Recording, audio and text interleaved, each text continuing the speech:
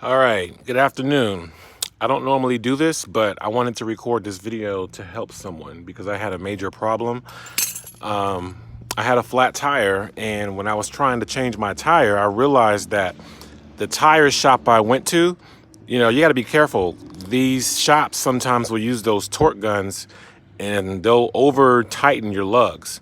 And that place over tightened my lugs extremely hard to the point where when I use my cross wrench here to take off the lugs, I could not get them off, and it literally started to strip the lugs. So they were stripped, and so when I put this in here, it would just turn without moving the lug, and they were stuck on my tire, so I couldn't change the tire.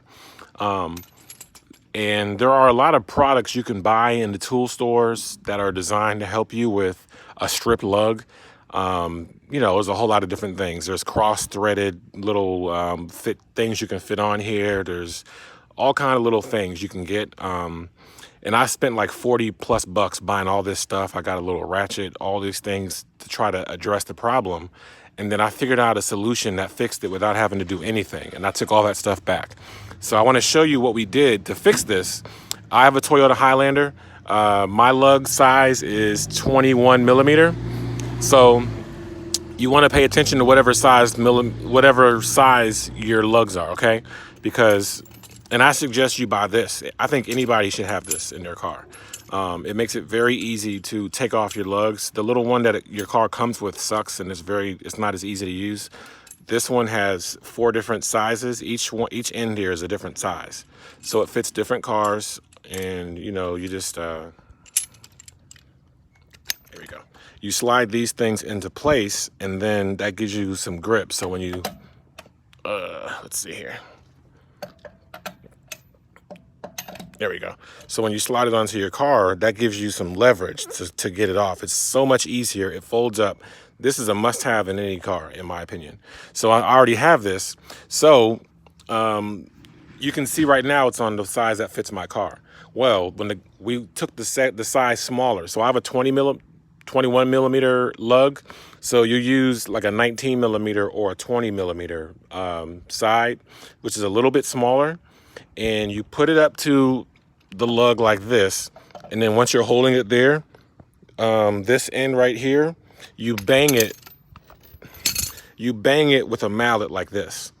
You can do a hammer, but the hammer's kind of loud. I live in a residential neighborhood, and it sounds kind of embarrassing to just be hammering this thing. It was at night when I did it, but so the mallet is quieter, but you just bang it. And when you're doing that, it's going to allow the slightly smaller lip to get a grip anyway, and it's going to jam in there. You got to hammer, you got to bang it pretty hard, but it'll get in there. And once it's in there, then you pretty much can just step on this thing because, like I said, it gives you torque and it gives you some leverage. So I just stepped on it, and I was able to get this thing off. So I was able to get off the damaged lug nuts, which I'll show you. They look pretty bad. So you can see they're all, let me come out to the light.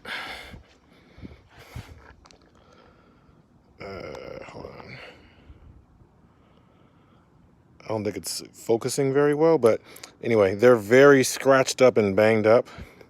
So then all you have to do is, I went to Advance Auto Parts or O'Reilly's, and I just bought some replacement lug nuts for my car. It was $4 a piece.